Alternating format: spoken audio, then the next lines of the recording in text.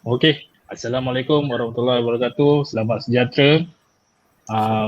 Untuk sesi kali ini, saya nak berkongsi ilmu tentang macam mana cara kita nak mengubah satu-satu dokumen hard copy daripada hard copy kita ubah kepada arah digital. Kita pun sedia maklum sekarang zaman lebih menggunakan kepada penggunaan digital ataupun kita lebih biasa dengar paperless. Jadinya untuk pada sesi kali ini saya nak berkongsi macam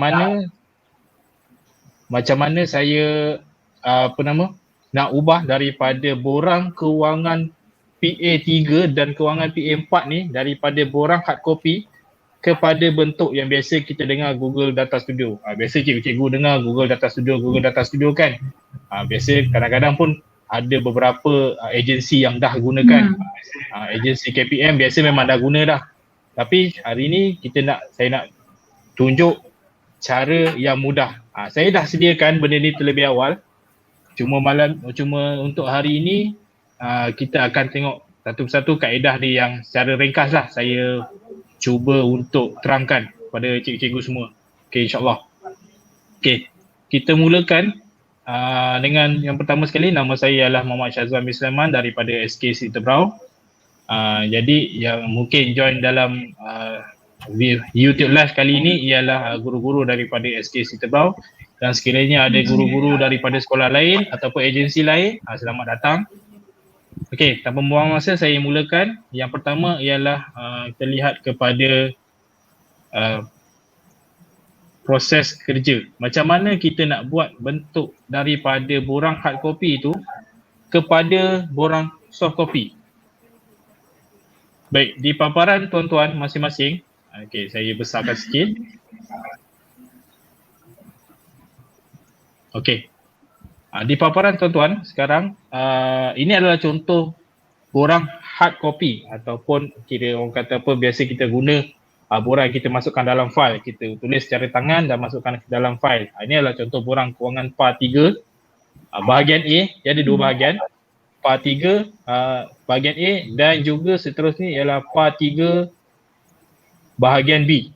Okey, biasanya kalau borang yang kita guna di sekolah, borang ini biasanya kita buat secara depan dan juga belakang.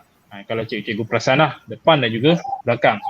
Okey, untuk kewangan PAR 3, untuk kewangan PAR 4, borang dia sama sahaja. Cumanya pada beza PAR 3 dan PAR 4 ialah PAR 3 berkenaan dengan daftar harta modal, iaitu aset alih kerajaan yang bernilai RM2,000 ke atas. Ini kita akan gunakan QPAR 3.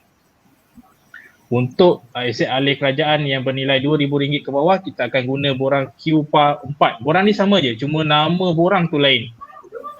Itu adalah kita panggil daftar aset alih kerajaan bernilai rendah. Okey. Kemudian kita tengok kepada proses kerja, iaitu pemindahan maklumat. Okey. Kita akan gunakan 3 set aplikasi Google, iaitu yang pertama Google Form. Dia bertindak sebagai data input kepada maklumat yang kita nak guna. Apa-apa pun kita nak masukkan boleh Google Form, tak ada masalah sebenarnya. Kalau cikgu-cikgu nak guna terus kepada data storage Google Sheet pun boleh, tak ada masalah sebenarnya. Tapi kalau biasa macam pengalaman saya menggunakan Google Sheet, kalau contohlah macam cikgu-cikgu buat secara on time tengah bekerja, nak buka Google Sheet, paparan dia guna telefon, memang agak menjengkelkan ataupun tak best lah, tak sedap mata memandang. Jadi Google Form ialah paparan yang paling terbaik kalau kita gunakan untuk smartphone, device dan sebagainya yang berskrin skala kecil. Jadinya kalau cikgu-cikgu nak guna untuk Google Form pun boleh, tak nak guna pun tak apa, boleh terus kepada Google Sheet. Okey, tapi saya terangkan secara flow dia ialah Google Form yang pertama sebagai data input, kita nak masukkan maklumat, dan kemudian dia akan pergi kepada data storage. Okey, data storage ni kita gunakan biasanya Google Sheet. Daripada Google Sheet ni, data storage disimpan semua maklumat yang kita dah key. Dia akan transfer kepada data output, iaitu Google Data Studio. Nanti saya akan tunjukkan kepada cikgu-cikgu macam mana kita nak transfer. Okey. Sekejap saya tukar paparan stop screen share window. Saya cari saya punya Google Chrome sekejap.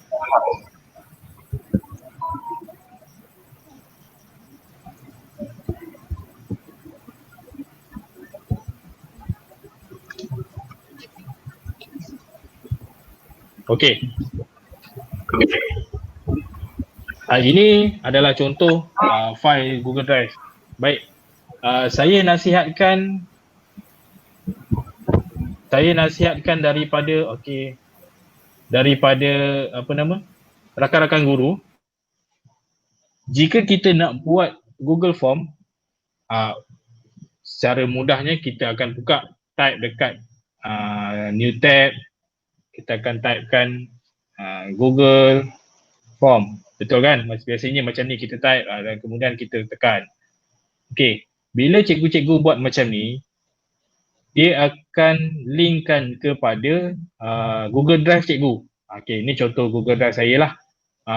Bahagian Google Form saya lah. Okay, dia akan linkkan pada Google Drive cikgu. Bila cikgu create daripada blank ni, dia akan jadikan bahagian form dekat cikgu punya Google Drive ni jadi tak kemas. Jadi nanti cikgu nak kena ubah, nak kena alih. Jadinya nasihat saya untuk permulaan ialah cikgu create folder dulu. Contoh create new folder. Katalah cikgu buat Google Form. Okay, dah wujud satu folder. So daripada folder Google Form yang kita dah create ni tadi, kita right click, kemudian kita pilih kepada Google Form. Jadi bila kita buat Google Form, dia akan createkan satu Google Form dalam folder yang kita dah create ni tadi. Saya ulang Kita createkan Google Form daripada sini, right click, tekan Google Form, dia akan buatkan satu Google Form dan dia akan simpan dalam folder yang kita create ni tadi. Contohlah saya tekan send. Okay, saya tekan send. Okay, settle. Okay, nampak ke bahagian atas ni di saving. Okay, ada Google Form. Jadinya cikgu-cikgu tak perlu lagi nak pindah-pindahkan Google Form cikgu daripada page 1 ke daripada page 2 ke mana ke. Dia akan jadi nampak lebih kemas lah. Okay, jadi untuk tutorial malam ni, saya dah createkan satu folder Google Form. Okay, sekejap ya. Dah createkan satu Google Form. Ini contohlah. Okay, seperti yang saya, kalau cikgu-cikgu lihat tengok dia ada dalam satu folder. Jadi dia nampak lebih kemas lah. Itu biasanya apa yang saya selalu buat. Baik, untuk tutorial malam ni, saya dah createkan ataupun dah dalam tingkatan lain saya dah siapkan dah data studio dia. Apa-apa yang saya perlu buat, kalau cikgu-cikgu lihat dekat sini, saya dah ada satu file inventory dah. Sebab biasa macam saya sebut tadi, QPAR 3 dan QPAR 4 dia berkaitan dengan aset alih kerajaan. Jadi dekat sini biasa saya dah buatkan Google Form dia, saya dah createkan respon dia. Contoh Okay, untuk Google Form ni, terpulang kepada cikgu-cikgu nak createkan macam mana. Macam saya rujuk kepada borang hard copy yang memang yang memang kerajaan Malaysia telah keluarkan. Saya download daripada internet dekat jabatan, tak silap saya jabatan apa dia memang dah ada beri dalam bentuk PDF. Jadi saya rujuk kepada dokumen tu dan saya dah hasilkan satu Google Form. Ini contoh dokumen pendaftaran aset alih kerajaan. Okay. Untuk item-item pembinaan Google Form ni, cikgu-cikgu terpulanglah nak susun macam mana. Yang penting dia akan mudah untuk cikgu faham. Macam ni saya pilih, kalau ikutkan dekat bahagian satu section ni dia ada soalan banyak. Okey, penempatan aset dan sebagainya. Ada nama pegawai dan sebagainya lah. Okey, itu semua boleh ubah. Jadi kalau untuk pembinaan Google Form, saya akan buat pada sesi yang lain lah. Okey, bila cikgu create Google Form, saya nak tekankan kepada bahagian response ni. Okey, bila cikgu klik bahagian response, macam ni saya dah isi. Okey, saya dah isi. Bila cikgu klik bahagian response ni, dekat sini, butang bahagian kanan ni, dia ada satu ikon Google Sheets. Okey, bila kita klik, dia akan bawa kita kepada paparan Google Sheets yang tadi macam saya tunjuk di slide tadi, dia sebagai data storage ataupun kita boleh gunakan dia sebagai data input juga. Tapi macam saya sebutlah, bila dah macam ni guna Google Sheet, dia akan jadi panjang lah paparan dia. Kalau pakai telefon, dia akan jadi kecil dan tak selesa. Jadi sebab itu saya lebih cenderung kepada penggunaan Google Form. Baik. Jadi bila di sini, cikgu dah ada data yang cikgu nak masukkan guna Google Form tu. Okay, cikgu dah ada data. Cikgu buka new tab. Cikgu typekan Google Data Studio. Okey, dia akan keluar klik link yang ni. Cikgu buka lah. Baik, bila cikgu buka Google Data Studio ni, cikgu boleh pastikan yang ini adalah akaun yang cikgu nak gunakan tu betul lah. Tak kisahlah cikgu nak gunakan akaun personal ataupun akaun MOE Diliman. Macam saya gunakan akaun sekolah. Okay, ini adalah beberapa contoh template Data Studio yang telah saya createkan. Okay, berbalik kepada pembinaan Data Studio, contoh yang telah saya hasilkan ialah begini. Okay. Ini paparan asal. Maksudnya untuk pengisian maklumat pengurusan aset alih kerajaan ni, kita hanya menggunakan satu link sahaja. Terpulanglah kepada cikgu untuk tukar link Data Studio ni kepada QR code ke dan sebagainya pun nak letak dekat pejabat tu terpulang. Jadi dekat Data Studio ni, cikgu boleh buat option untuk pilih. Contoh, ini apa yang saya dah buat. Daftar aset alih, ini Google Form tadi. Kita boleh masuk dalam Data Studio ni, kita boleh masukkan Google Form yang kita dah createkan tadi. Okay.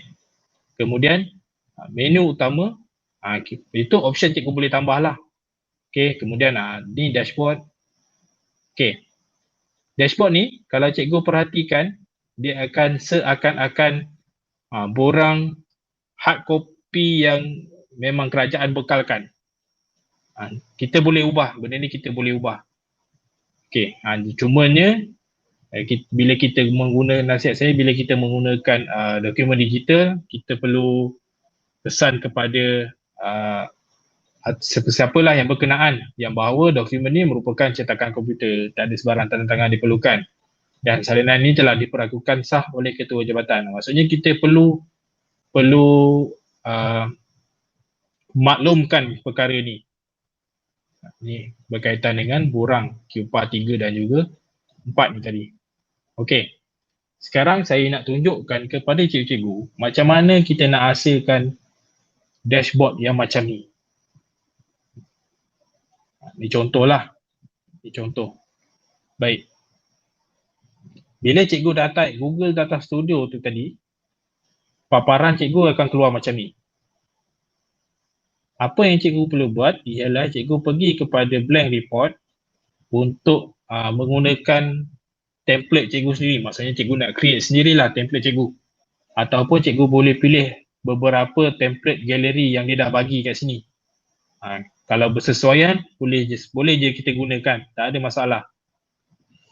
Okay, ada YouTube Ads, YouTube Analytics, Google Ads, Search Console dan sebagainya. Okay. Macam saya suka create daripada blank. Okay. Bila cikgu tekan create blank report ni, paparan pertama, tunggu sekejap dia loading. Okay, paparan pertama ialah ini. Add data to report. Cikgu perlu pilih di mana cikgu simpan maklumat cikgu. Okay. Cikgu boleh pilih berbagai-bagai jenis pilihan. dekat sini. Tetapi yang biasa saya guna ialah Google Sheets. Macam tadi saya pun ada sebutkan buat Google Forms dan kemudian createkan response menggunakan Google Sheet dan kita gunakan Google Sheets tu sebagai data storage kita. Okay, bila kita tekan saja bahagian Google Sheets ni, dia akan pilih paparan ataupun pilihan semua spreadsheet yang cikgu-cikgu dah buat. Okey, sekejap saya besarkan sikit. Sebenarnya yang ini boleh besarkan sikit. Kita tarik di atas, di paparan dia lebih besar. Okey, macam tadi Google Form yang saya hasilkan, tajuk dia ialah Dokumen Pendaftaran Aset Alih Kerajaan QPA 3 dan QPA 4. Okey, respons dia pun tajuk yang sama. Dokumen Pendaftaran Aset Alih Kerajaan QPA 3 dan QPA 4, cuma dia ada dalam kurungan respons. Yang ini adalah auto daripada Google Form. Jadi bila kita nak create tadi, kita pergi balik kepada Data Studio. Bila kita nak create, kita cari spreadsheet yang nama yang kita dah pilih tadi. Kita punya item Google Sheets tu. Okey, dokumen pendaftaran aset alih kerajaan, yang inilah. Okey, bila cikgu tekan, dia akan keluar sheet from form response 1. Yang ini adalah sheet yang keberapa. Kadang-kadang bila kita gunakan Google Sheets ataupun Microsoft Excel, dia ada beberapa ataupun banyak sheets. Okey, sheet 1, 2, 3. Cikgu nak pilih yang mana? Cikgu boleh pilih kat sini. Macam saya ni tadi, maklumat ni ada satu saja. Jadi satu saja, pilih satu saja. Kita balik pada Data Studio. Minta maaf memang paparan kita pada sesi ni dia akan banyak bertukar. Jadi kalau misal kata cikgu tak faham, boleh bagi tahu, nanti saya cuba perlahankan sikit. Untuk cikgu-cikgu cuba ni sebab benda ni benda baru. Saya pun masa belajar agak bertatih juga sebenarnya. Okey, setakat ni ada apa-apa soalan tak cikgu? Atau saya laju sangat ke? Boleh, teruskan je dulu. Boleh teruskan Boleh, teruskan je dulu. Okey.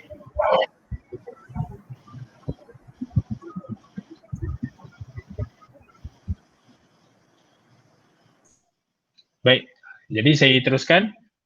Okey, bila cikgu dah pilih spreadsheet yang cikgu nak tadi, dokumen pendaftaran aset alih kerajaan ni, dia ada pilihan use first row as header dan juga include header and filtered cells. Okey, dekat sini saya nak tekankan benda ataupun perkara yang penting lah. Okey, kita patah balik kepada tab Google Sheet kita. Saya padam ni tadi, yang mana yang tak berkaitan tu saya padam. Okey.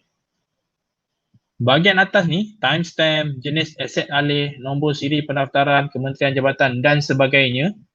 Ini adalah header cikgu. Dia akan gunakan first row ni, row yang pertama ni sebagai header dalam Google Data Studio. Tetapi bila kita pilih pilihan yang ini, dia akan memberi masalah jika kita punya item yang kita masukkan dalam Google Sheet ataupun Google Form tu tadi, item yang sama. Contohnya tarikh. Tarikh ni banyak berulang-ulang kali.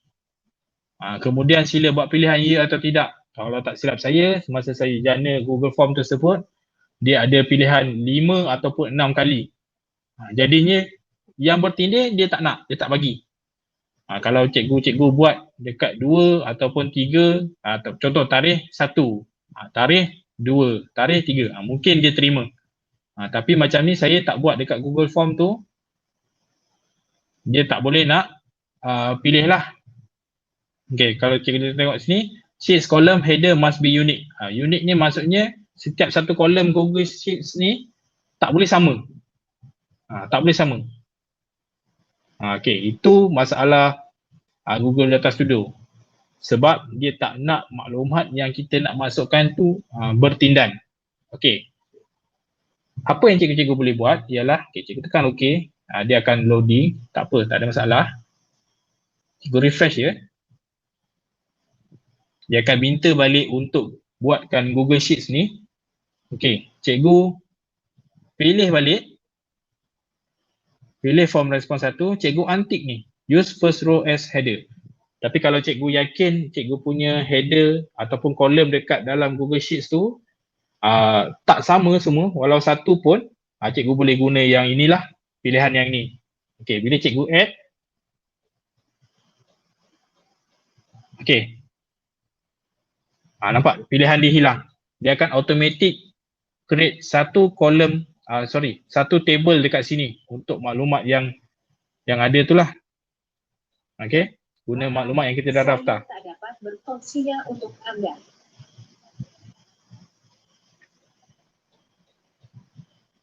Okey. Tapi kalau cikgu perasan dekat bahagian tepi ni, dia akan jadi kolom A, AA, AC, AD. Makin banyak cikgu punya kolom, makin banyaklah dekat sini. Ini yang masalahnya.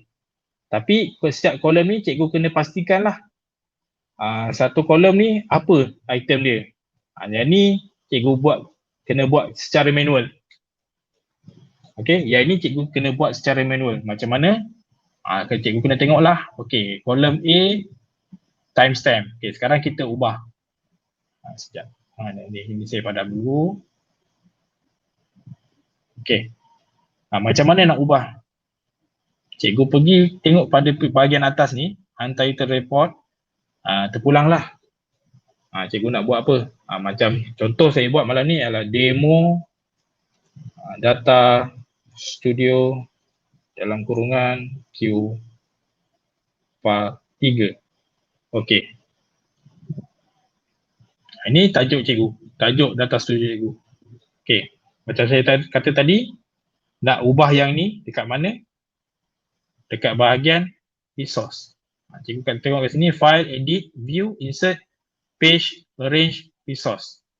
Okey, dekat bahagian resource ni, cikgu tekan manage, edit, data sources.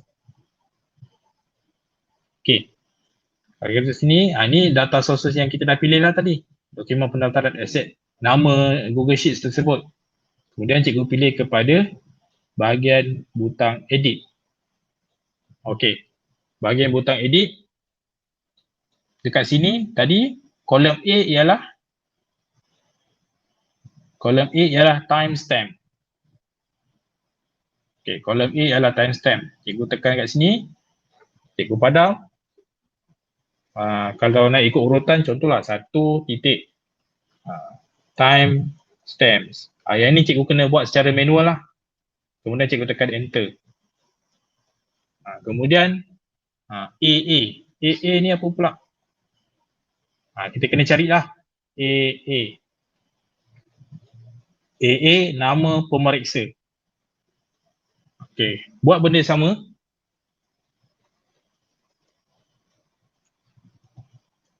Nama pemeriksa. Okey, mungkin nombor 1 atau nombor 2 ni kita boleh padam. Sebab nanti dia tak ikut urutan lah. Mungkin kalau cikgu nak buat, okey ni AA. Okey, kita nak ubah pula mana B. B kat mana? Cikgu kena buat secara manual lah. Okey, saya buat sehingga C saja. B, jenis aset alih. B, nombor 2, jenis aset alih. C ialah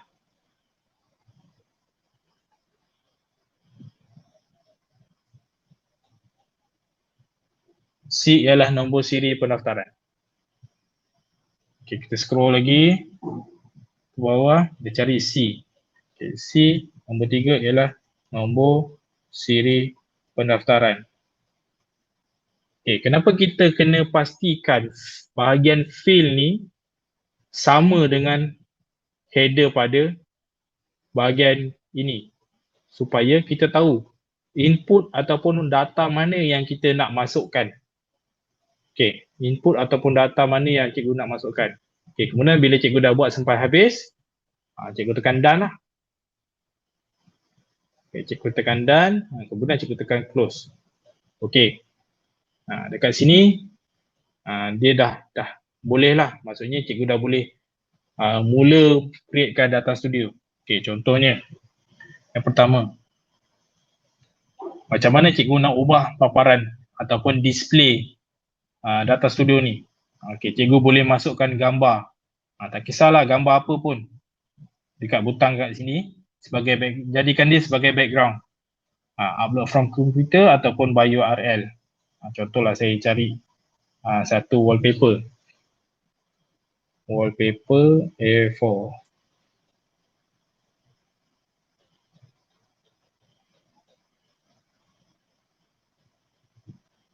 Katalah saya gunakan wallpaper yang ini. Saya copy image address dia. Ke bahagian sini, upload from computer, saya pakai yang by URL. Okay, cikgu pastekan URL yang cikgu dah copy tadi. Okay, kemudian cikgu tekan insert. Dia akan keluarkan gambar yang cikgu dah pilih tadi lah. Dia kan dekat sini kalau cikgu perhatikan, kalau cikgu biasa guna PowerPoint ataupun Photoshop, dia akan ada ruang untuk kita resize gambar ni. Jadi nasihat saya dekat sini, bila cikgu cari gambar tu, cikgu carilah resolusi yang besar sikit sebab takut gambar ni nanti bila kita display dia pecah. Contohnya macam ni. Kita boleh besarkan. Pilihlah gambar yang sesuai mana yang cikgu suka. Okey, dah selesai buat background. Kemudian cikgu nak masukkan masukkan tulisan. Okey, dekat sebelah kotak gambar ni ada juga kotak tulisan. Okey, cikgu tekan. Dia sama je macam PowerPoint dengan Word. Bila cikgu tekan ni, pilihan yang ini, cikgu tekan kiri, klik kiri. Kemudian cikgu jangan lepas. Cikgu arrange kotak cikgu nak besar mana. Contohlah saya nak besar macam ni. Okey, nampak? Dia dah jadi create satu. Kemudian saya gunakan nama, tulis nama. Contohlah demo data studio. Okey, tak nampak kan? Jadi macam mana kita nak ubah font dan juga background dan sebagainya. Kalau cikgu perhatikan dekat bahagian kanan ni, sebelah kanan ni, dia ada, kita boleh ubah size. Makin besar, sama macam PowerPoint. Nak tulisan warna putih, contoh. Cuma pilihan tak berapa banyak lah dalam data studio ni. Kemudian cikgu boleh letakkan background. Yang tu cikgu nak background warna putih. Kalau background warna putih, tulisan putih tak nampak lah. Background putih, tulisan warna merah, contoh. Kemudian cikgu nak bold, nak tengah. Okay, ni terpulang kepada kreativiti cikgu-cikgu lah. Kemudian kalau cikgu nak ke bawahkan dia, macam atas sangat kan. Dekat bahagian kanan sebelah sini, cikgu scroll ke bawah. Cikgu cari pada bahagian ni, padding. Padding ni. Kemudian cikgu pergi kepada bahagian top. Dia ada 8 pixel kat sini. Cikgu ubahlah kepada berapa yang cikgu nak ikut kesesuaian. 24. 24 masih atas lagi. Okay, kita ambil 36. Okay, 36. Boleh lah ni, 36. Okay, tekan. Kita dah tengah. Macam tu lah. Jadi cikgu boleh adjust juga kotak ni untuk besar mana. Macam ni, nak besar. Ikutlah kesesuaian kreativiti cikgu macam mana. Okay. Setakat ni cikgu boleh ikut Supaya ni, asas ni dia agak mudah. Cuma ni yang akan pening sikit pada bahagian pembinaan input. Okay.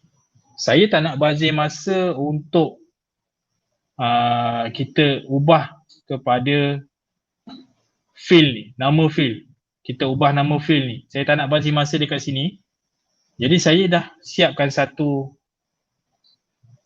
yang memang betul real time akan digunakan, insyaAllah. Okay, ni kita ada pilihan. Okay, bila kita create ataupun satu-satu dashboard untuk Data Studio, kita ada pilihan untuk kita bagi orang lain share dan juga copy. Maksudnya kat sini, dekat view titik 3 ni, cikgu tekan make a copy. Bila make a copy, segala data source yang cikgu dah guna sebelum ni, dia akan ikut juga. Okay, copy report.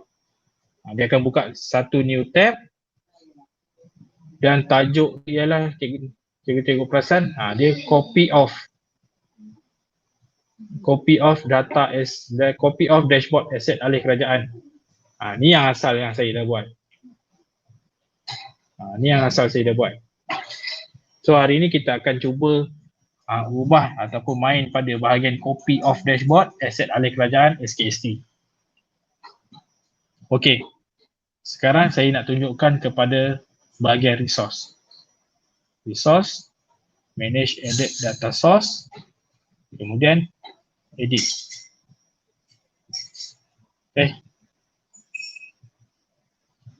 Okay. Reconnect. Okay, saya tekan apply.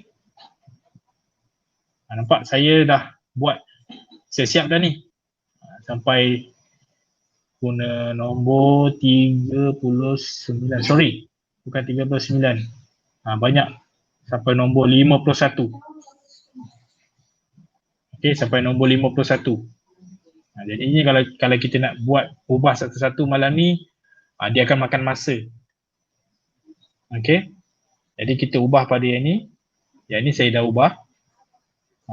Saya akan kongsikan dengan cikgu-cikgu template yang ni supaya cikgu boleh mainlah ataupun cikgu boleh explore sendiri, ikut kreativiti cikgu macam mana cikgu nak hasilkan cikgu punya dashboard.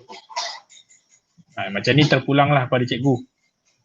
Nak warna apa, nak bentuk macam mana, dia punya kedudukan item dekat mana, bahagian mana, tu terpulang pada cikgu-cikgu. Yang penting apa item yang sepatutnya dalam dokumen hard copy, cikgu kena letaklah. Cuma saya tambah pada bahagian ni, nombor siri RFID. Okey, projek saya dan juga juruteknik SKST ialah mengubah daripada tulisan tagging secara tulisan tangan kepada stiker RFID. Supaya bila kita dah daftarkan, bila kita scan, dia akan keluar nombor RFID dan kita masukkan saja nombor RFID dalam Data Studio ni, dia akan display semua maklumat berkaitan dengan aset tersebut. Itu antara projek saya dan juga juruteknik SKC tu lah, Cik Mio. Okey. Jadinya sekarang kalau cikgu perasan kat sini, dah ada dah available fields yang saya dah ubah ni tadi. Okey. Andai katalah saya nak padam yang ni. Okey, cikgu klik je, kemudian cikgu tekan delete ataupun backspace. Dia akan hilang. Okey, ataupun cikgu nak padam secara banyak. Cikgu select je, cikgu tekan kiri. Jangan lepas, kemudian cikgu select. Cikgu scroll lah sampai bawah. Okey. Nanti dia akan highlight kotak tepi ni. Cikgu tekan delete. Tidak hilang. Ini contoh. Baik. Sekarang ni macam mana kita nak masukkan item yang kita nak paparkan. Okey, kalau saya tengok kat sini, saya dah ubah awal-awal, saya dah jadikan ni kepada nombor siri RFID. Okey. Kita pergi kepada add a chart. Okey. Kita pergi kepada bahagian atas ni, dia ada add data, add a chart, kemudian ada community visualization. Minta maaf bahasa Inggeris saya tak berapa bagus. Kemudian ada add a control, kemudian ada URL embedded, ada butang image ni tadi kita dah guna, kemudian butang teks ni pun kita dah guna. Okey, yang lain-lain cikgu boleh explore lah macam mana penggunaannya, sebab yang ini hanya untuk garisan dan juga bentuk sahaja. Okey. Untuk butang, saya terangkan satu persatu untuk butang ni. Untuk butang add data ni bila cikgu tekan, dia akan keluar paparan macam ni. Yang mula-mula kita pilih tadi, yang kita nakkan kita punya data storage tu. Yang kita pilih Google Sheet, dan kemudian kita pilih lah kita punya dokumen yang mana. Contoh kita guna yang ni, kemudian kita pilih, dan itu ialah add a data. Cikgu boleh pilih data-data yang berbeza. Okey. Kemudian add a chart. Sekarang option yang kita nak guna ialah add a chart dan juga add a control. Kenapa saya nak guna add a control? Iaitu bila kalau cikgu perasan kat sini ada satu tulisan sila masukkan nombor siri RFID pada ruangan ini. Tulisan ni ialah satu panduan kepada pengguna untuk masukkan sesuatu input dalam data studio ni. Okey, maksudnya bila input data studio tu, dia dah masukkan nombor tersebut, dia akan keluarlah paparan yang sepatutnya. Okey, kita akan gunakan fungsi add a control. Okey, cikgu pergi pada add a control, kemudian cikgu pilih input box.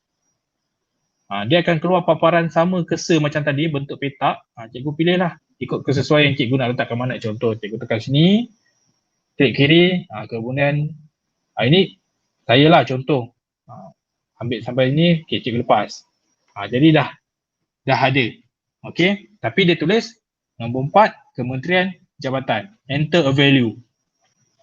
Okey, macam mana cikgu nak jadikan ni kepada nombor siri RFID? Okey, cikgu pastikan item ni telah dipilih ataupun diselect lah. Dengan caranya kita melihat ada butang untuk kita adjust size dia di bahagian sekeliling kotak.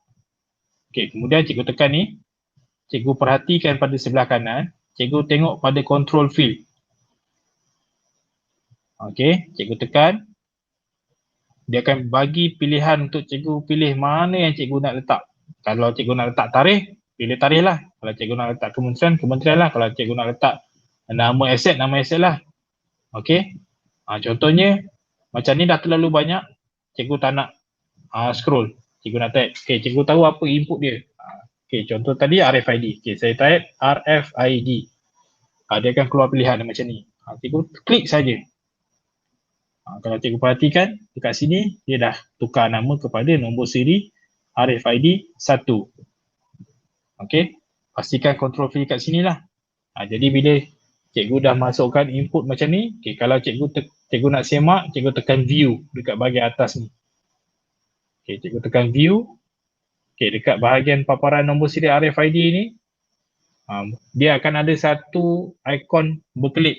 Cursor tu akan berkelip. Jadi cikgu boleh type lah, katalah nombor 00005200. Macam tu, contoh. Kemudian cikgu tekan enter. Kalau ada paparan, adalah paparan. Kalau tak ada, tak adalah. Okay, fungsi data studio tu ialah macam tu. Macam ni internet saya dia agak lambat sikit lah.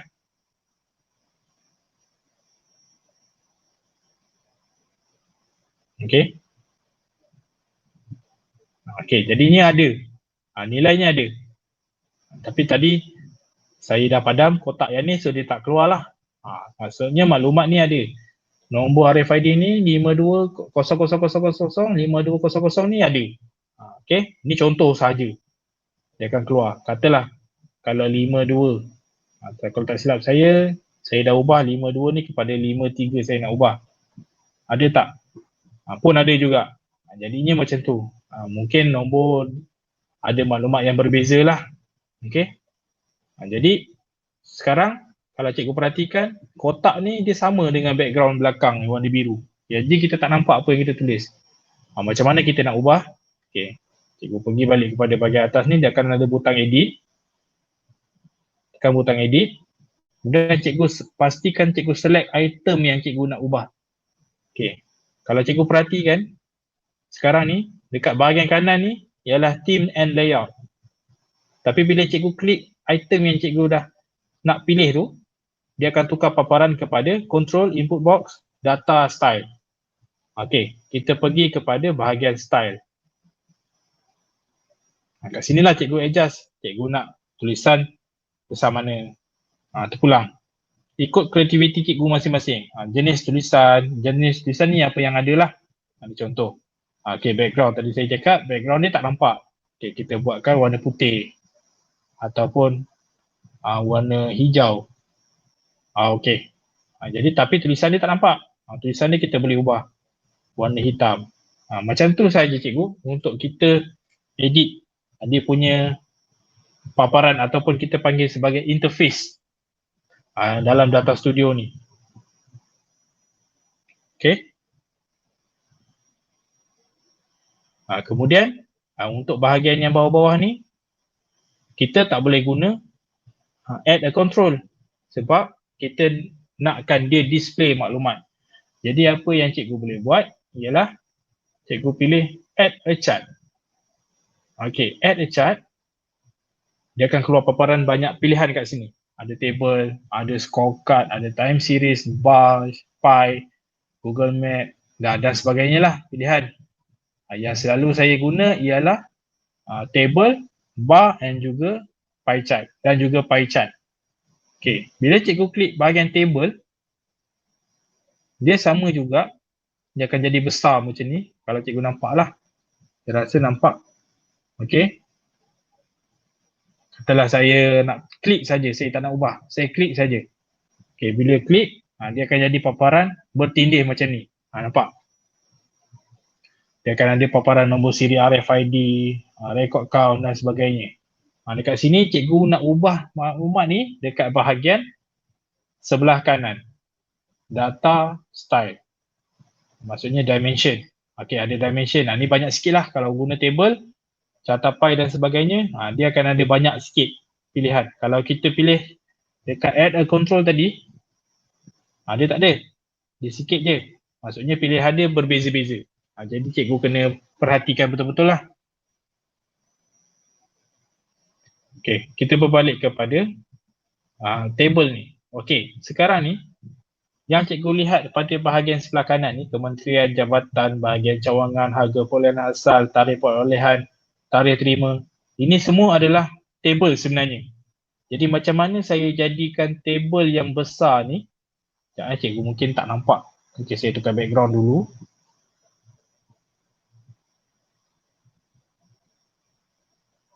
Okay, warna putih.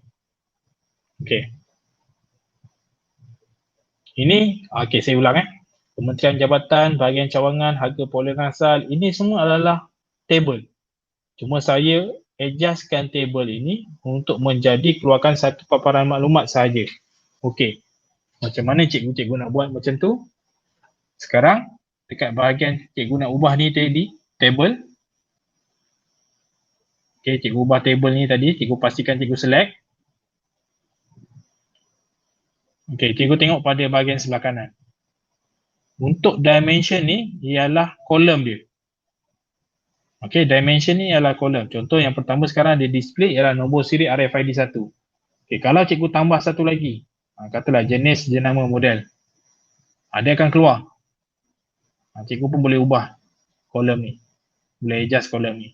Jenis, jenama, model.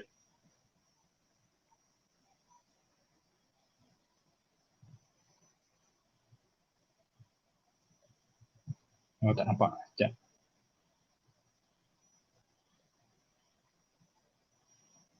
Okey. Jenis, jenama ataupun model. Jadi, tapi kalau cikgu padam salah satu, dia akan hilang. Okey. Record count ni, maksudnya ialah berapa bilangan maklumat ataupun ID tersebut. Cikgu boleh, cikgu ada pilihan untuk padam ataupun tidak.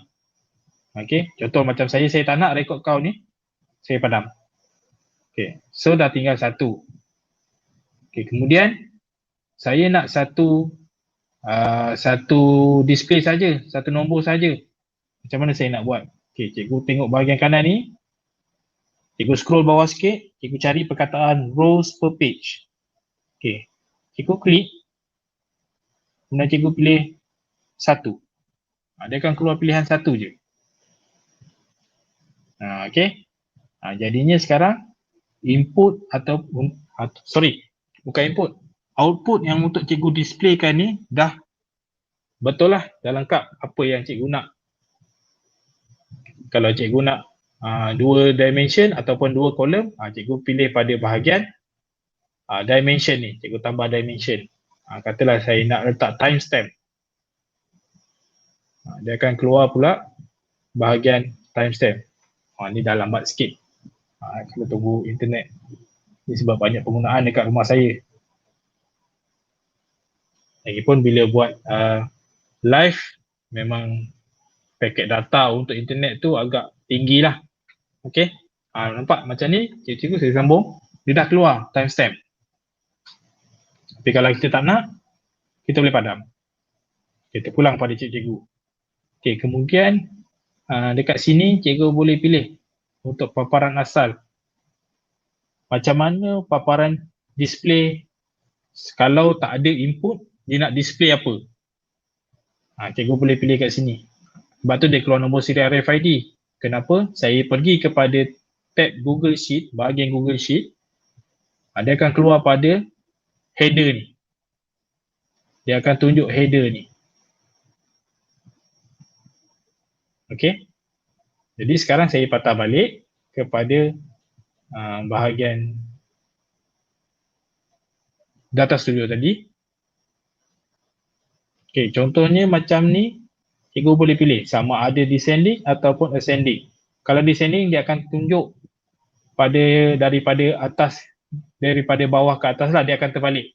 Okey, kalau ascending, dia akan tunjuk nombor tersebut. Jadi kalau kita tak termasukkan nombor input pun, dia akan tunjuk nombor input. Dia akan tunjuk nombor output ni. Jadi kita tak nak. Jadi kita ubah balik. Yang ni cikgu kena adjust sebab setiap input tak sama. Jadi cikgu kena perhatikan betul-betul. Okay, so sekarang saya ubah balik kepada descending.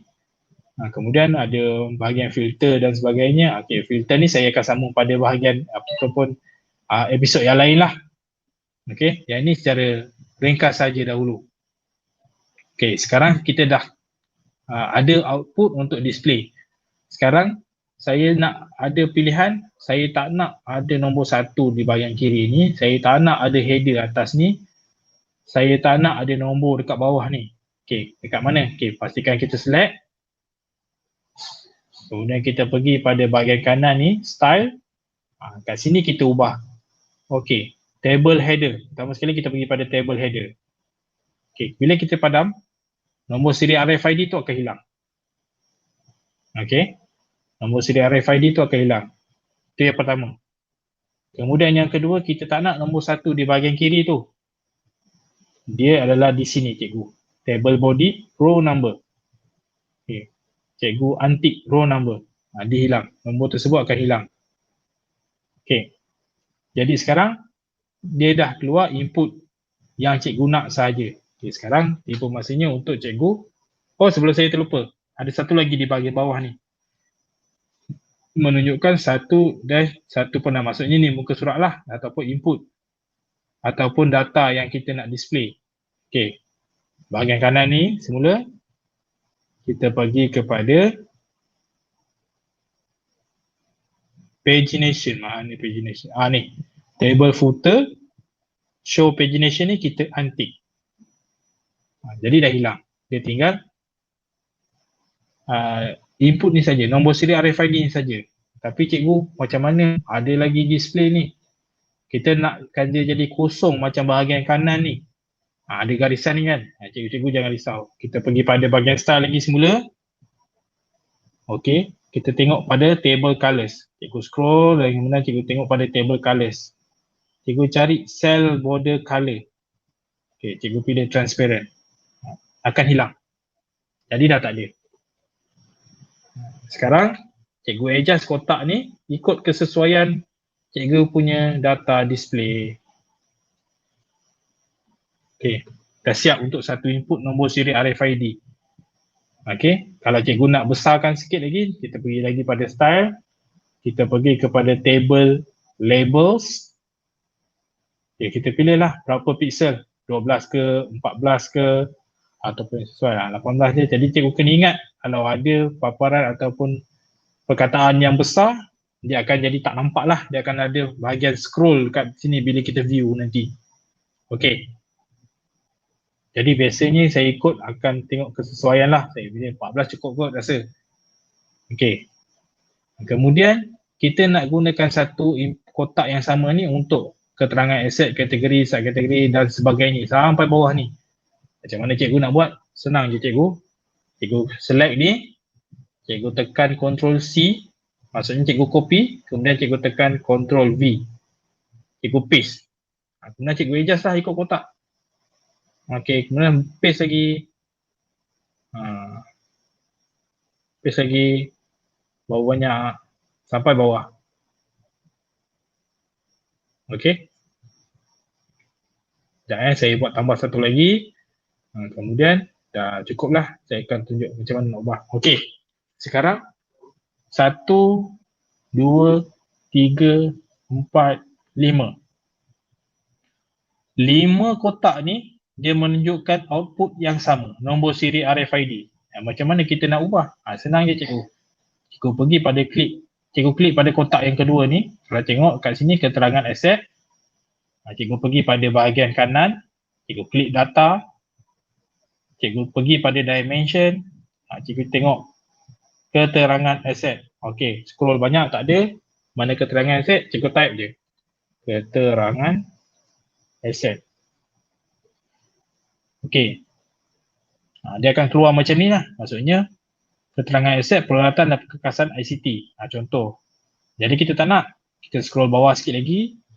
Macam yang saya cakap tadi lah. Cikgu kena pilih yang dekat bahagian sort ni. Ascending ataupun descending ataupun ascending. Kalau saya tekan ascending, dia akan ubah pada perkataan keterangan aset. Okey. Jadi cikgu buatlah pada bahagian data yang lain. Okey, kat sini kategori. Kategori. Okey, pun sama. Ubah lagi pada bahagian sort. Tukar pada ascending. Kemudian subkategori. Subkategori. Okey, ada dah jumpa.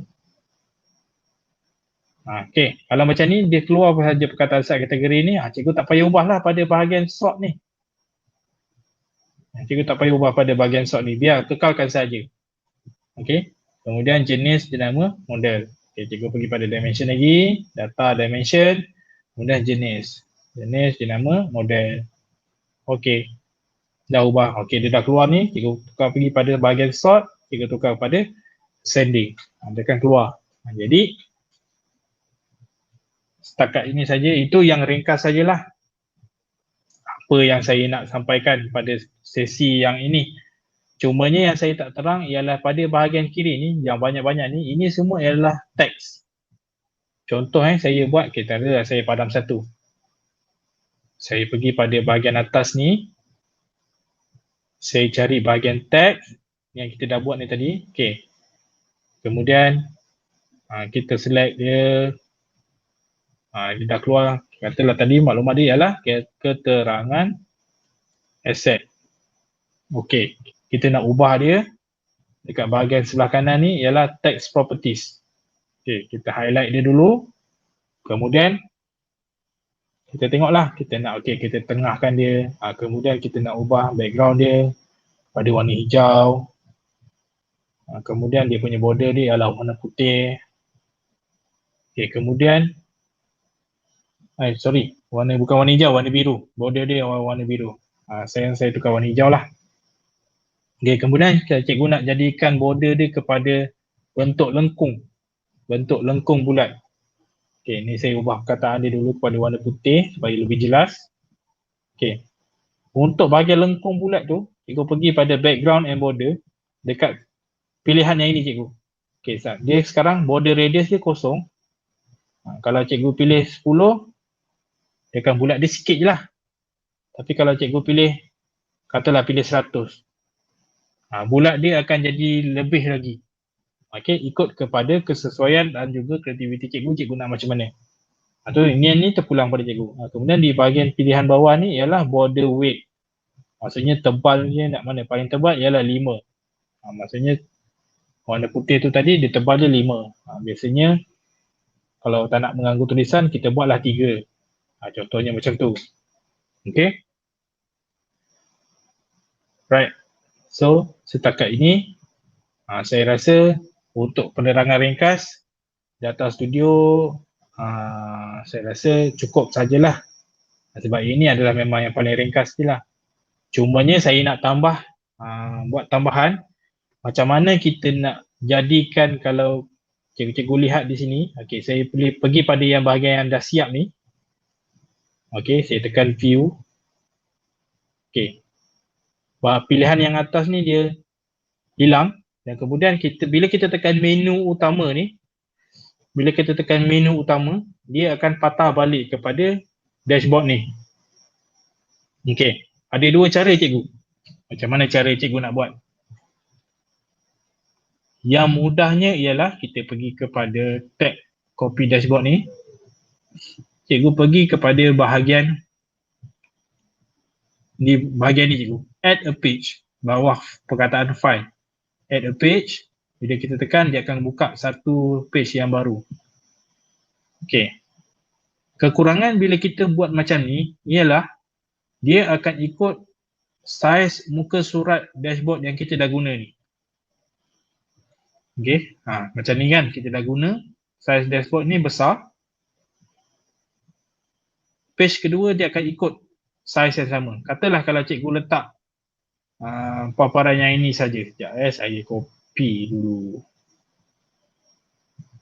Saya edit dekat edit. Ctrl A, saya Ctrl C, copy. Saya pergi dekat sini, saya Ctrl V. Oh, tak jadi. Okey, ada. Okey, dia akan jadi macam ni cikgu. Pilihan muka surat yang kosong banyak di bahagian bawah ni. Tapi ini adalah cara yang senang lah. Terpulanglah pada cikgu untuk apa? Saiz muka surat ni nak besar ke, nak kecil ke, cikgu boleh ubah pada bahagian sini. Cikgu tekan ni, bahagian customize ni, untuk tukar background. Kita pergi kepada bahagian layout. Okay, bahagian layout, kat sini yang cikgu boleh ubah. Saiz canvas. 900 lebar, 900 pixel lebar, tinggi ialah 2000 pixel. Kalau cikgu kecilkan, katalah saya ambil 200 pixel. Dia akan besar ni je, background yang belakang tu. Jadi bila kita view, dia akan keluar yang ini je lah cikgu. Okay. Itu contoh. So tadi saiz dia ialah, saya ubah balik, 2000. Okay, muka surat dia besar. Okay, tak apa. Yang untuk paparan yang cara yang satu lagi tu nanti saya akan tunjuk pada sesi yang lain lah. Yang mungkin yang tu video saja, bukan YouTube live. Baik. Macam mana kita nak buat pergi balik kepada menu utama dan juga page yang berlainan? Cikgu boleh tekan pada di sini. Okay, cikgu tekan ni. Select kotak ni. Cikgu highlight perkataan ni. Daftar aset alih, kita pergi bawah. Tadi kita buat dashboard daftar aset alih kerajaan. Okay. Kita highlight. Kemudian dekat bahagian kanan ni, ada butang insert link. Okay. Bila cikgu tekan insert link, ini yang asal tadi yang saya copy ni. Okay. Dashboard maklumat. Kita pilih dynamic page link, first, previous, next, last. Kita pergi kepada dashboard maklumat. Okay, kemudian kita tekan apply. Dia akan automatic keluar macam ni. Jadi bila kita view, bila kita klik, dia akan keluar paparan yang macam ni lah. Yang kita dah buat ni tadi. Fungsi dia sama juga cikgu, macam cikgu nak buat yang menu utama ni tadi. Fungsi dia sama. Cuma dekat menu utama ni, okay, cikgu highlight balik. Sekejap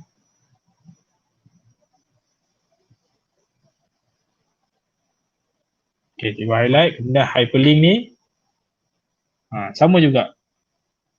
Cikgu pergi kepada tekan paste link or select a page, pergi kepada page 2. Cikgu tekan apply. Dia akan kejip page 2. Okey, bila cikgu tekan view, tekan page 2, dia akan pergi pada yang ni.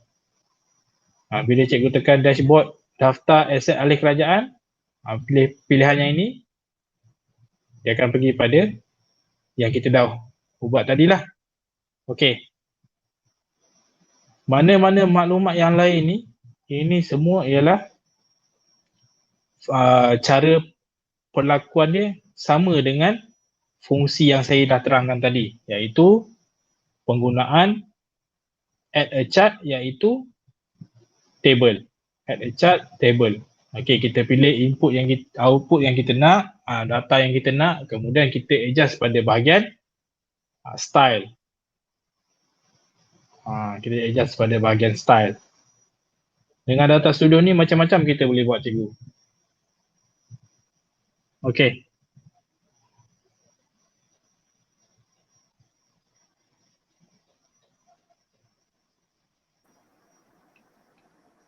Setakat ni ada apa-apa soalan daripada rakan-rakan guru? Boleh buka mikrofon lah. Cikgu Wan, Ya, saya. Cikgu Syazwan. Kalau macam saya. kata yang kita nak buat ni, RFID tu kita kena beli sendiri ke atau boleh guna pakai yang Cikgu Syazwan tunjuk tadi? Maksudnya macam mana? Dia punya device RFID ke ataupun input RFID tu sendiri, cikgu? Contohnya kalau misal kata saya nak create sendiri data studio ni, tadi Cikgu Syazwan ada sentuh berkaitan dengan penggunaan RFID tu kan? Adakah saya gunakan RFID yang Cikgu Syazwan tunjuk ke ataupun saya kena create yang baru, yang lain? RFID yang lain. Okey. RFID tu sebenarnya fungsi RFID ni kita boleh setkan kita nak pakai nombor yang mana. Katalah kita nak setkan nombor 1111 yang mudah kita ingat lah. Okey. Jadinya kalau untuk barang A kita gunakan 0001, barang B 0002. Jadi kemudian hari ataupun minggu hadapan barang C sampai. Kita key in kan pada Google Form yang contoh yang saya dah buat tadi. Key in 0003. Maksudnya orang yang key in tu kena maklum lah. Okey, sekarang ni nombor dah berapa. Ataupun berapa dia punya nombor RFID tu. Mungkin dekat bahagian sekolah, Jawatankuasa Aset boleh berbincang, bermesyuarat untuk tetapkan tentang nombor siri RFID ni. Maksudnya saya macam tu lah. Jadi bermaksud nombor RFID ni tak semestinya satu ni lah, macam seolah kita createkan satu kod untuk dia macam tu. Ya, betul. Ya, betul. Kita createkan sendiri nombor tu. Okey. Alright, okey, satu lagi, kalau kita nak buat paparan header pada kita punya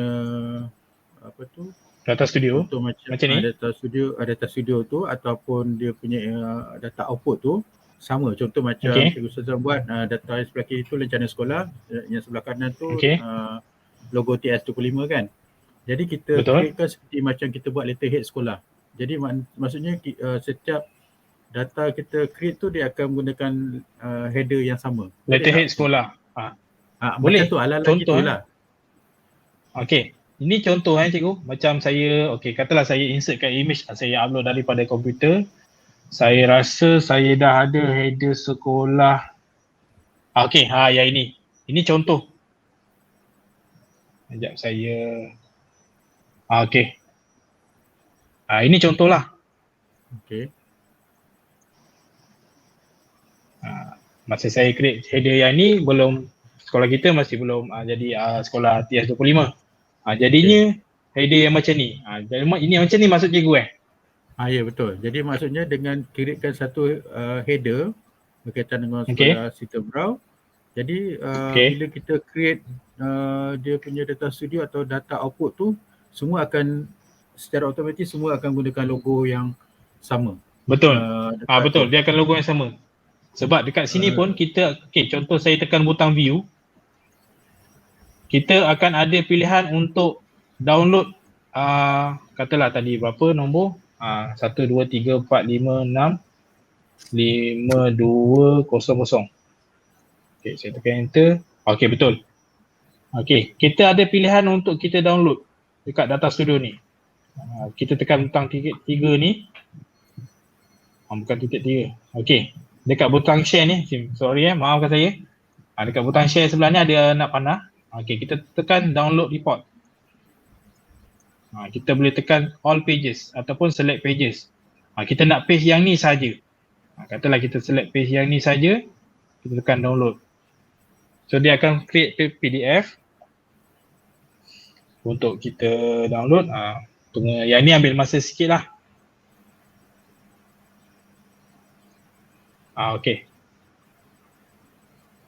Ni contoh PDF. Dia sama macam contoh pihak SK Cerita Berau dah buatkan Data Studio untuk PBD. Dia akan sama konsep dia macam ni. Jadi kalau dah download, nak print pun boleh, tak nak print pun tak apa. Maksudnya dia simpan dalam server Google lah. Maksudnya macam tu. Dia boleh dijadikan sebagai bahan rasmi. Okey, satu lagi, kalau kita membuat Data Studio ni secara pukal, maksudnya kurikulum lain, HAM lain, KOKO lain, pentadbiran lain dan sebagainya, berapa kapasiti storage yang boleh tersimpan, boleh save? Yang itu saya tak pasti nak jawab cikgu, sebab saya rasa dia berkait rapat dengan kapasiti Google Drive. Saya rasa dia berkait rapat dengan kapasiti server Google dan juga Google Drive. Contohnya macam tadi saya beritahu awal-awal, kita createkan satu folder dalam Google Drive untuk kita simpan Google Form dan juga Google Sheets lah. Tapi bila untuk pilihan dekat dalam Google Drive ni, dia tak ada pilihan untuk Data Studio. Saya dah cuba connect, tak ada. Google dia hanya ada Google Drawing, Map, Site, AppScript dan juga Jamboard. Connect more app, dia tak keluar yang Data Studio tu. Jadinya pada pendapat saya, selagi masih boleh gunakan, insyaAllah mungkin sekiranya apa perubahan polisi, kebiasaannya pihak Google akan memaklumkan secara email. Jadi mungkin admin-admin yang menggunakan Data Studio ni perlu alert lah dengan email yang diberikan oleh pihak Google. Macam itulah gitu. Sebab satu yang bimbang kalau misalnya benda, contohlah kalau biasanya kalau yang free ni dia bagi satu estimate storage, katakan dalam 20 ni, katalah kita ambil 10 tera lah. Tapi bila dah sampai kita dah run untuk 1 tahun ke 2 tahun, jadi dia sampai satu tahap kita kena kalau nak extend lagi kena beli dan sebagainya, kena bayar dan sebagainya. Jadi yang tu yang saya bimbang dari segi untuk ni. Jadi nanti satu kita dah create selama setahun, Data Studio tu banyak, nanti tiba-tiba hilang dan sebagainya. Itu terkesan, tak nak terkesan kat situ lah. So nanti akhirnya kita akan jadi sia-sia.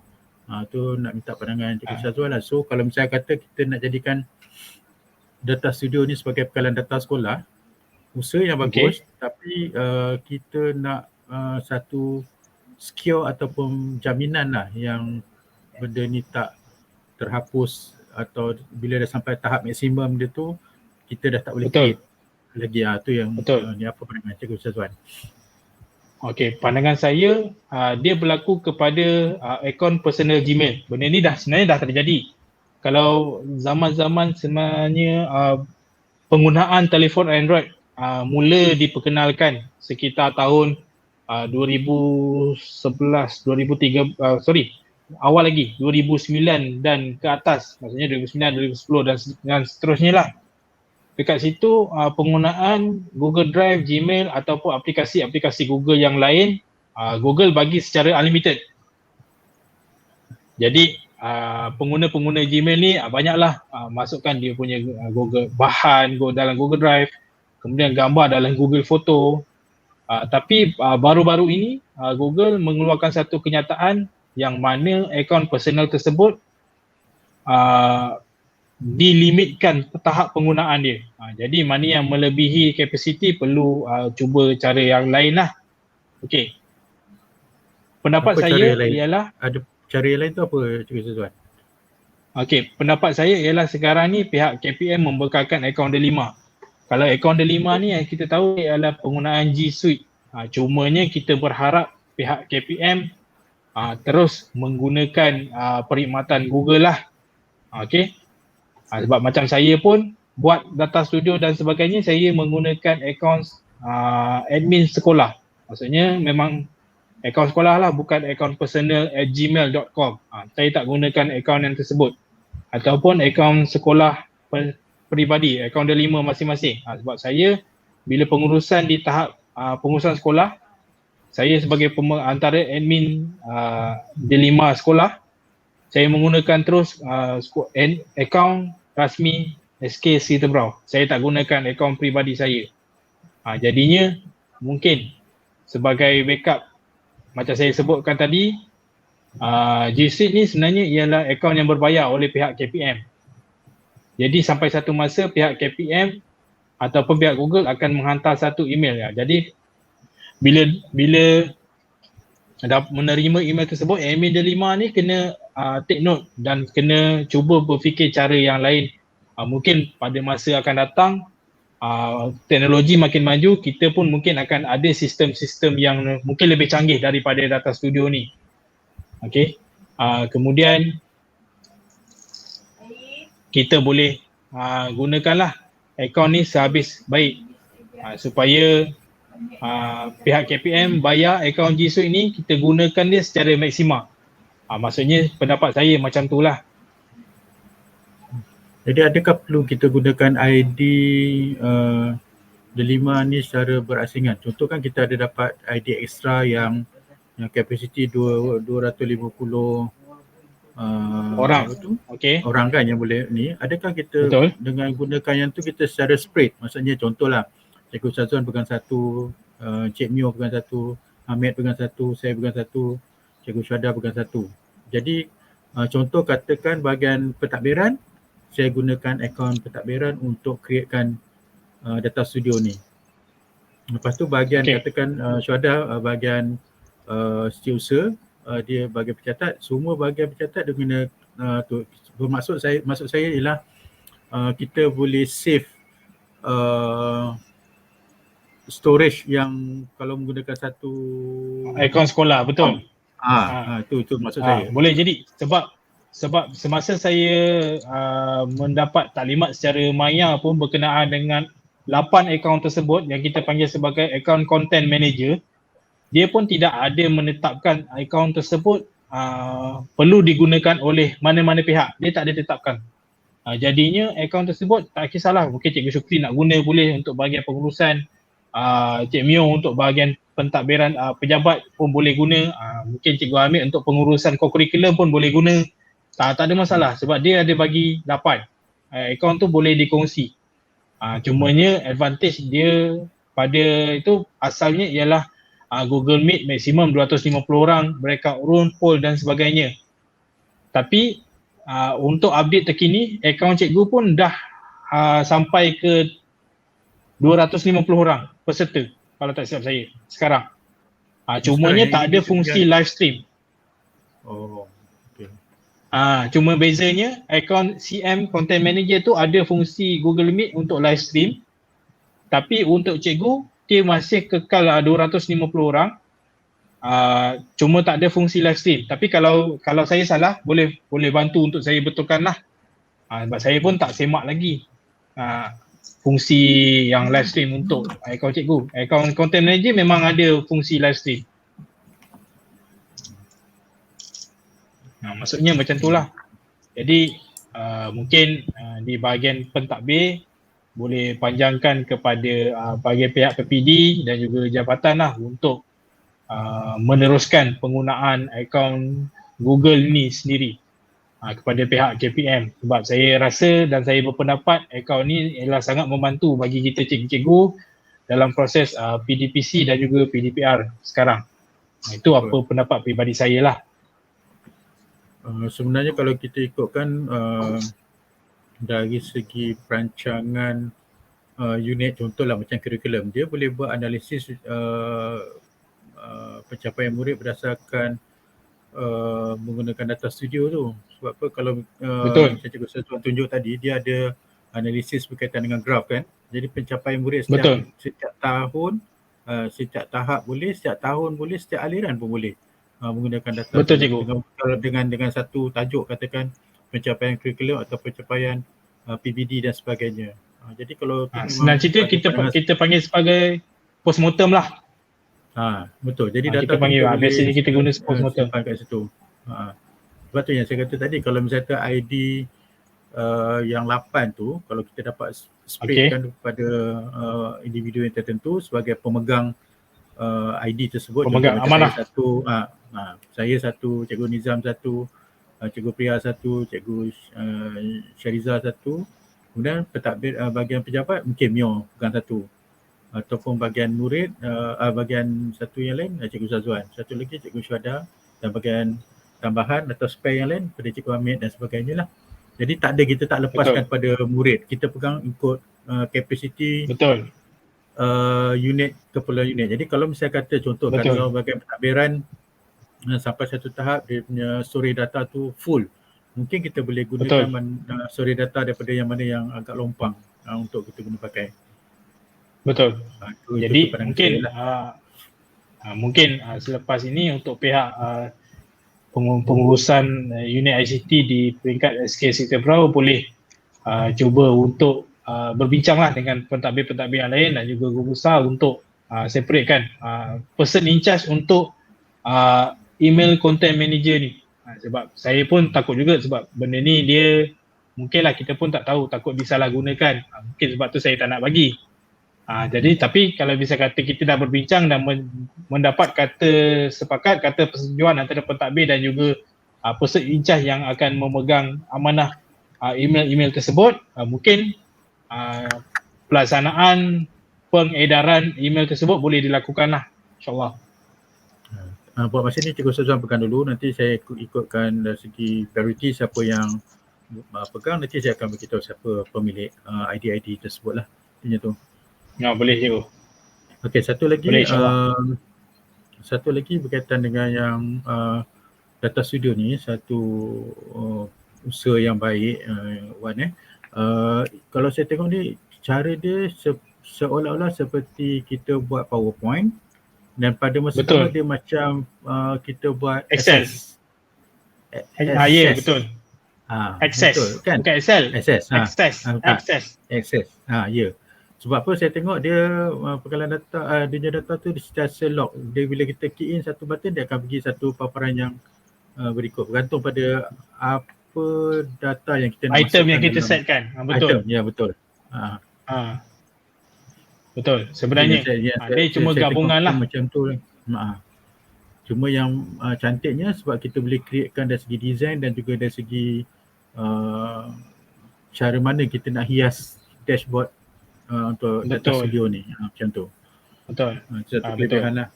Siapa yang boleh berkarya kreatif berkaitan dengan design, mungkin satu kelebihan lah untuk daya tarikan untuk data studio tu. Betul, insyaAllah. Sebab kalau ikutkan pada saya, sejujurnya saya belajar data studio ni ialah melalui pembacaan di Google dan juga tutorial YouTube cikgu-cikgu lain. Dan sebenarnya tak berapa rumit sangat pun penggunaan dan juga penghasilan data studio ni. Cuba cikgu, dia punya proses dia agak leceh. Sebab daripada satu medium, nak pergi ke satu medium dan kemudian pergi ke medium yang lain. Itu saja yang leceh. Dan tapi pada saya, bila kita dah createkan template asal ataupun kita panggil dalam bahasa mudahnya tapak lah. Google Form tu, Excel-nya, kita dah createkan tapak tu. Bila kita nak masukkan dalam Google Data Studio tu, sebenarnya dia dah mudah. Sebenarnya dia adalah mudah. Dia tak susah pun. Okey, satu lagi Cikgu Sazwan, apabila kita createkan Data Studio ni, semua maklumat input yang kita dah buat dalam Data Studio ni, kita boleh print sebagai hard copy tak? Boleh. Macam tadi yang saya tunjukkan ni, cikgu. Sebentar, saya present semula.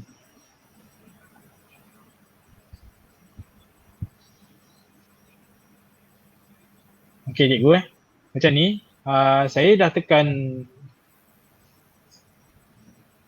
okey ni view tadi. Dekat butang sebelah kanan ni, katalah kita dah masukkan nombor siri ni tadi, 1, 2, 3, 4, 5, 2, tak silap saya lah, 5 ataupun 6 dia punya kosong dalam bahagian depan. Okey. Tak ada. Ni kalau tak ada data, ni maksud dia. Kalau tak ada data dia akan keluar no data. Maksudnya nombor RFID tersebut tak wujud dalam penggalan data kita. Okey, katalah kita tambah satu lagi kosong. Okey, untuk kita wujudkan. Okey. Dekat bahagian ni dah keluar semua maklumat yang berkaitan. Dekat bahagian atas ni, dekat butang share ni, dia ada 3 dia anak panah kecil. Kita boleh download report. Bila kita tekan download report, kita pilih select pages. Page yang ini sahaja. Okey, kita tekan download. Dia akan preparekan PDF. Macam tadi yang saya dah buat lah. Okey, dia dah prepare PDF, dia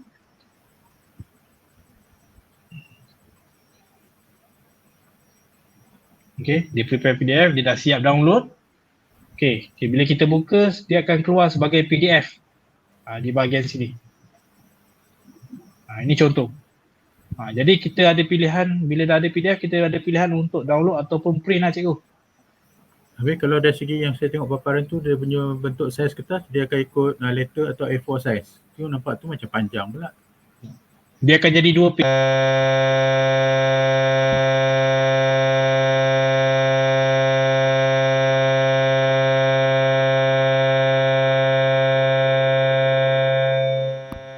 Wan tak dengar. Ada gangguan suara.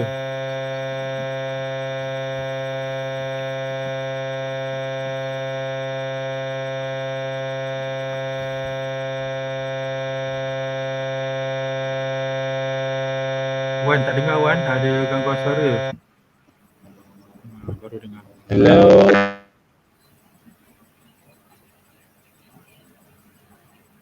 Tak dengar.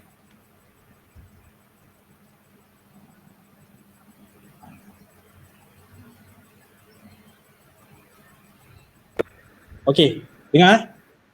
Perlu dengar. Okey. Katalah macam ni tadi, kita akan cancel dulu. Katalah saya dah termute. Sorry. Saya termute tadi. Okey, katalah kita dah download. Dan kemudian kita buka pada bahagian PDF, dia akan keluar pada PDF. Okey, kita tekan butang bahagian print. Paparan ni dia akan jadi panjang. Jadinya bila kita pilih contoh si printer lah, macam saya tak install printer dekat laptop ni. Katalah saya tekan printer, dia akan jadikan paparan tersebut sebanyak 2 page ataupun lebih. 2 page ataupun lebih untuk hasilkan paparan ni. Kalau dia nak compress pun jadi 1 page, macam ni page per sheet nombor 1. Jadinya tulisan ni akan jadi kecil lah. Okay. Macam ni. Maksudnya macam tu. Paparan. Jadi untuk data studio ni pun kita ada option ataupun pilihan untuk kita download dia jadi sebagai hard copy. Sebab kenapa saya tanya tu, sebab dia akan melibatkan, kalau misalnya kata melibatkan pemantauan dan sebagainya, untuk sebagai evidence secara nyata lah kepada pegawai yang memantau. Sebab kita sukarlah nak tunjuk boleh tunjuk secara maya dan secara data studio, tapi dalam kes-kes tertentu dia akan melibatkan data secara hard copy juga untuk mereka merujuk untuk mereka ni lah. Dan kita terpaksa print tu sebab kita akan melibatkan dia menyentuh pada sistem file pula. Kita untuk masukkan dalam file yang kita sedia ada lah. Itu maksud saya. Okey. Mungkin nanti kita boleh buat perbincangan secara menyeluruh lah. Ini hanya seperti yang saya maklumkan pada awal tadi, projek saya dan juga Encik Mio untuk buat pendigitalan filing tentang pengurusan aset sekolah. Maksudnya macam itulah. Ini mungkin perlu ada perbincangan secara menyeluruh dengan pihak cikgu dan juga pihak pentadbir yang lain untuk kita merealisasikan projek ni, insyaAllah. InsyaAllah mudah-mudahan teruskan. Kita sama-sama berkarya insyaAllah. Mungkin saya rasa itu saja daripada saya. Kok ada yang daripada Hamid ke Syuhada ke ada nak tanya apa-apa? Silakan. Boleh, insyaAllah. Mana yang saya cuba jawab, yang saya boleh jawab, saya cuba jawab, saya cuba bantu rakan-rakan guru lah untuk kita sama-sama. Sebenarnya pada saya ini adalah satu orang kata apa, peningkatan ilmu kendiri lah, peningkatan ilmu kendiri. Sebab zaman sekarang pun lebih kepada penggunaan komputer, teknologi dan juga sebagainya, internet dan sebagainya. Jadinya ini boleh jadi satu peningkatan ilmu kendiri yang amat baik untuk kita semua. Samalah, saya pun masih lagi belajar, explore dan juga cuba fungsi-fungsi yang baru yang ada dalam Data Studio ni dan juga lain-lain. Okey. Dia ada apa soalan lain cikgu? Kalau ada. InsyaAllah.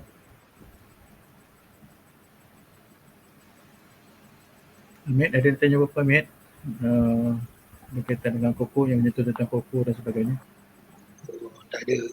Setakat ni yang saya tengok ni lebih mudah lah untuk budak pun bagi respon yang personal dengan saya. Dia bagi respon yang Cikgu Sazwan dah buat menggunakan Google Data Studio ni. Dia orang lebih mudah untuk akses lah. Ni Cikgu Sazwan buat ni lebih mudah untuk dia orang mengetahui juga aktiviti untuk setiap hari Rabu. Terima kasih Cikgu Sazwan. Sama. Yang ini untuk apa nama? Untuk cikgu, penggunaan cikgu. Yang ni untuk penggunaan murid. Sekejap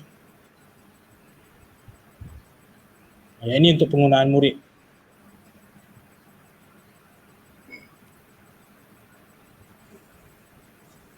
Okey. Cuma saya nak tambahlah dekat sini penggunaan embed, saya tak pasti sebutan dia macam mana, kita panggil sebagai embedded. Sebenarnya Google Form yang kita create ni tadi, contoh ni Google Form dokumen pendaftaran ni tadi kita create. Bila kita tekan butang send ni, dia akan ada, kita boleh pilih untuk dapatkan link dia kan. Okey. Kita copy. Kemudian kita pergi semula kepada ni, tambahan lah. Memang tambahan secara selingan insyaAllah. Yang ni secara ringkas je. Kita pergi kepada bahagian yang ni, contoh kita tekan kepada URL embedded. Saya tak pasti sebutan ni yang sebenar macam mana. URL embedded ke MM ke. Okey. Jadi bila kita tekan, dia akan bagi pilihan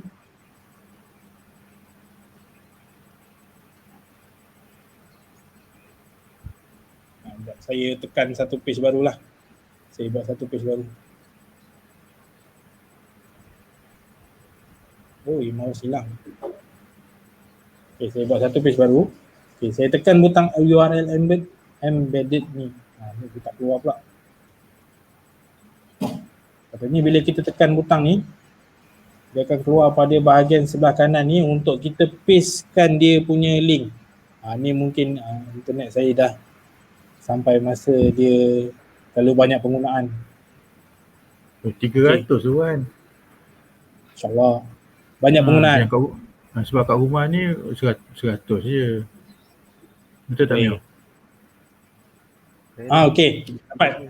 Maksudnya bila kita tekan butang embed ni, dia akan tukar cursor kita menjadi butang petak ni. Jadi kita boleh adjust lah. Kita boleh adjust kotak ni.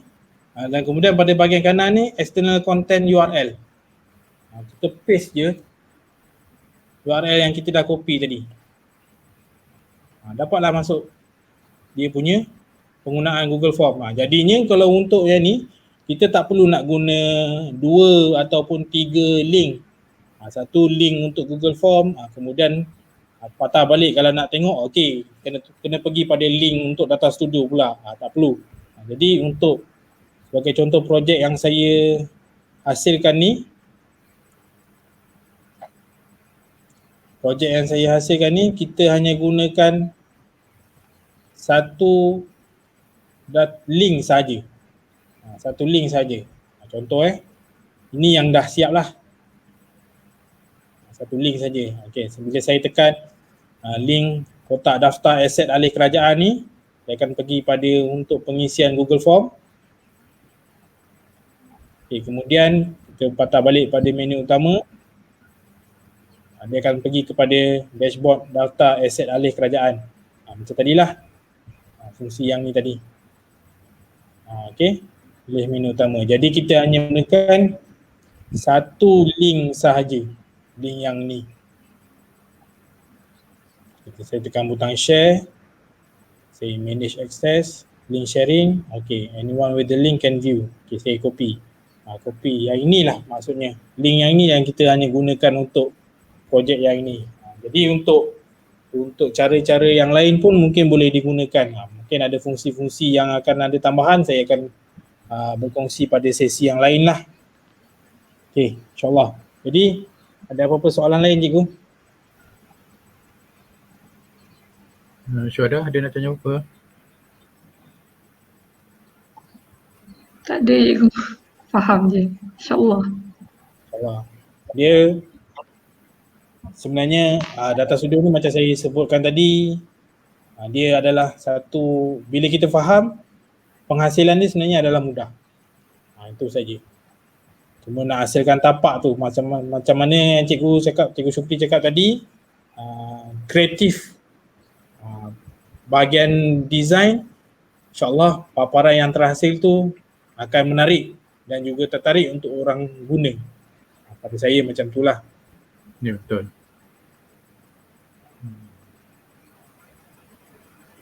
Okay, Wan, jadi, setakat ni daripada saya tak ada apa-apa lah. Saya rasa saya cuba memahaminya dan cuba untuk bertatih lah untuk belajar. Tapi kalau ada apa-apa saya akan PM lah.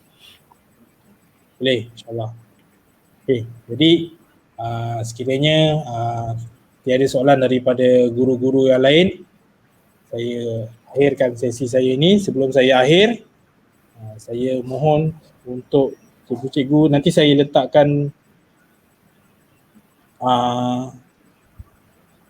di bahagian description untuk link pengisian kehadiran QR code. Okay, yang ini adalah paparan saja QR code. Kalau bisa kata cikgu-cikgu boleh scan, ini adalah untuk pengisian kehadiran lah untuk sesi kita pada kali ini. InsyaAllah kalau cikgu-cikgu tak sempat, cikgu-cikgu boleh pause YouTube live ni kalau boleh. Kalau tak boleh, saya akan letak link Google Form tersebut pada bahagian description. Baik, sekiranya tiada apa-apa pertanyaan ataupun soalan lain, saya sudahi kita punya sesi kali ini dengan ucapan terima kasih berbanyak kepada rakan-rakan guru, pihak pentadbir dan juga wakil daripada AKP atas perkongsian saya berkenaan dengan data studio pada sesi kali ini.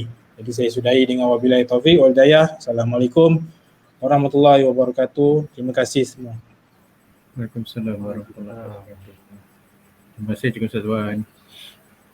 Sama-sama Cikgu.